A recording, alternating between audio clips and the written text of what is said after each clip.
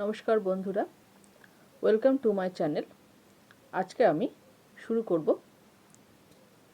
দিল্লি সুলতানি বংশের নেক্সট যে রাজবংশ অর্থাৎ খলজি রাজবংশের সম্বন্ধে।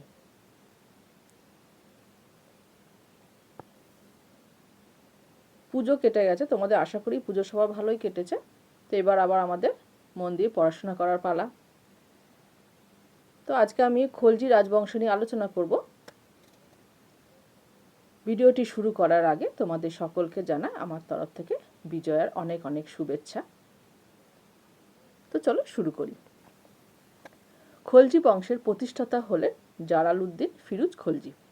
দাস বংশের সর্বশেষ সুলতান কায়কোবাদের অকর্মণ্যতার সুযোগে দিল্লির উচ্চ রাজকর্মচারীগণ তুর্কি ও খলজি নামে দুটি দলে বিভক্ত হয়ে পড়ে। এরপর খলজি দলের নেতা জালালুদ্দিন ফিরোজ কায়কোবাদকে হত্যা করে 1290 খ্রিস্টাব্দে সিংহাসনে আরোহণ করেন।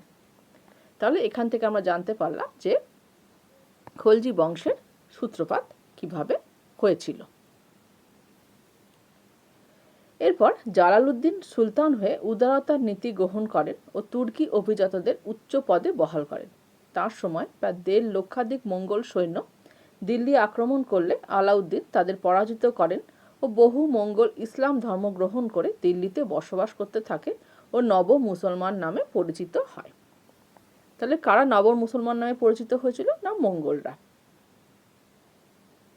কিন্তু উদারতা সত্ত্বেও সত্য অতিক্রান্ত বৃদ্ধ সুলতান তার প্রিয় ভ্রাতুষ্পুত্র ও জামাতা আলাউদ্দিন খলজির বিশ্বাসঘাতকতায় নিহত হন। এরপর 1296 খ্রিস্টাব্দে আলাউদ্দিন খলজি সিংহাসনে আরোহণ করেন। শুরু হয় খলজি বংশের ইতিহাস। তাহলে আমরা দেখতে পেলাম যে জালালুদ্দিন খলজিকে আলাউদ্দিন খলজি হত্যা করেন এবং তিনি 1296 খ্রিস্টাব্দে খলজি বংশে খলজির সিংহাসনে আরোহণ করেন। আলাউদ্দিন খলজি একজন নিষ্ঠুর শাসক হিসাবে বিখ্যাত হয়ে আছেন।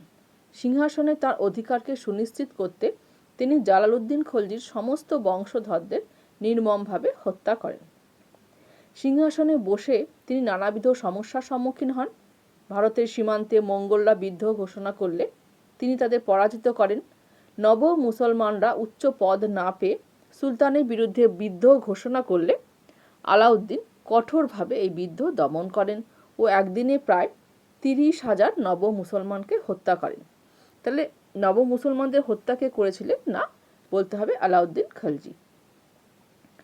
আলাউদ্দিন খলজি উত্তর ভারতে গুজরাট রণথম্বর জয় করে মেবারের দিকে দৃষ্টি দেন। রাজপুতরা বীরত্বের সাথে যুদ্ধ করলেও শেষ পর্যন্ত পরাজিত হয় ও চিতোর আলাউদ্দিনের দখলে আসে।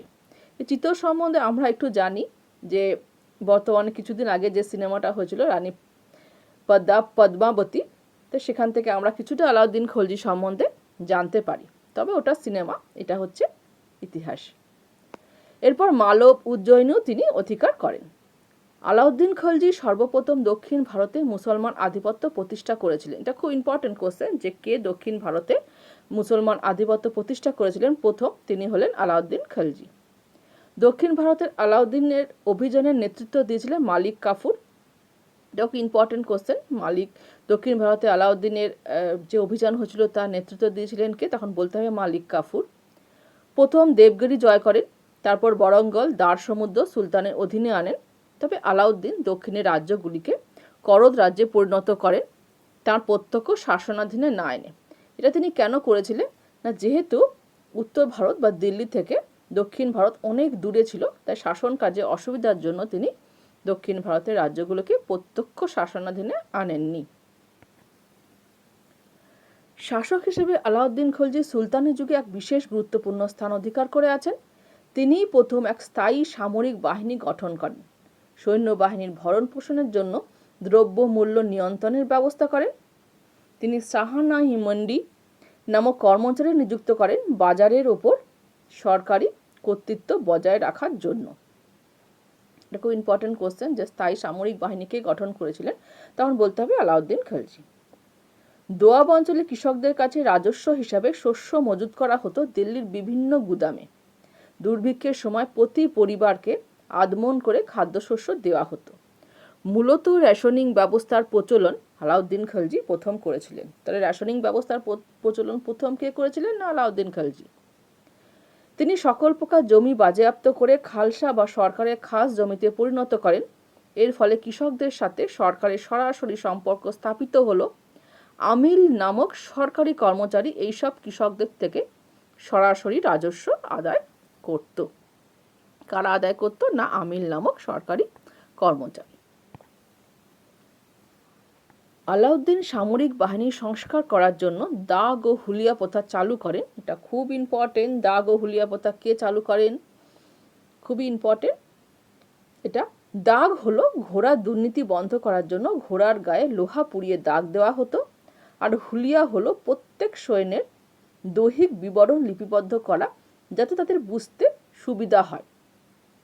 এই প্রথা অনেক মুঘল শাসকরা তাদের শাসন ব্যবস্থায় কায়েম করেছিলেন। অনেক সময় ধরনের কোশ্চেন আসে যে আলাউদ্দিন খলজি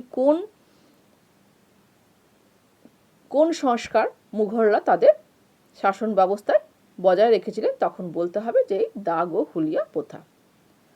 অভিজাতদের দুর্নীতি বন্ধ করার জন্য তিনি অভিজাতদের সামাজিক অনুষ্ঠান বন্ধের নির্দেশ দেন। রাজ্যে মদ্যপান নিষিদ্ধ করেন। সমস্ত অবসরকালীন ভাতা ও জায়গির বিলুপ্ত করে অভিজাতদের ক্ষমতা খর্ব করেন। দেশের সংবাদ সংগ্রহের জন্য গুপ্তচর নিযুক্ত করেন। এগুলো তিনি সবই করেছিলেন তার সাম্রাজ্যের সুরক্ষার জন্য এবং অভিজাতদের ক্ষমতা খর্ব করার জন্য। আলাউদ্দিন দিগ্বিজয়ের স্বপ্ন দেখতেন, তাই তিনি দ্বিতীয় আলেকজান্ডার বা সিকান্দারি শানি উপাধি গ্রহণ করেছিলেন। তবে এত কিছু করা সত্ত্বেও এবং এত কঠোরতা সত্ত্বেও তার মৃত্যুর পর ধীরে ধীরে খলজি বংশের অবসান হয়। আলাউদ্দিন খলজি সম্বন্ধে জানা যায় আমির খসরুর খাজাইনুল ফুতুয়া, জিয়াউদ্দিন বরনির তারিক-ই ফিরোজ শাহী ও ফতে-ই জাহানদারি থেকে। মোটামুটি আলাউদ্দিন খলজি সম্বন্ধে আমি যেটুকু মেন কোশ্চেন সেই টপিকগুলোর উপর আলোচনা করলাম। এটা করলে আশা করি আলাউদ্দিন খলজি সম্বন্ধে অনেকটাই আমরা বুঝতে পারবো। এরপরে আমি যখন শর্ট কোশ্চেন দেব তখন শর্ট কোশ্চেন থেকে তোমরা সব ভালোভাবে বুঝতে পারবে। তো আলাউদ্দিন খলজি সম্বন্ধে, খলজি বংশের মূল ইতিহাস বলতে আলাউদ্দিন খলজি। তো আলাউদ্দিন খলজি সম্বন্ধে আমার আলোচনা করা হয়ে গেল। এর পরের দিন আমি আলোচনা করব তুগলক বংশ এবং লোদি বংশ সম্বন্ধে। তো যদি তোমাদের আজকে আমার এই ভিডিওটি ভালো লাগে তাহলে অবশ্যই তোমরা ভিডিওটিকে লাইক করো, কমেন্টস করো এবং তোমরা বন্ধুদের সাথে এটি শেয়ার করো, যাতে তারাও এই ভিডিওটি দেখে তারা ভিডিওটিকে সাবস্ক্রাইব করতে পারে।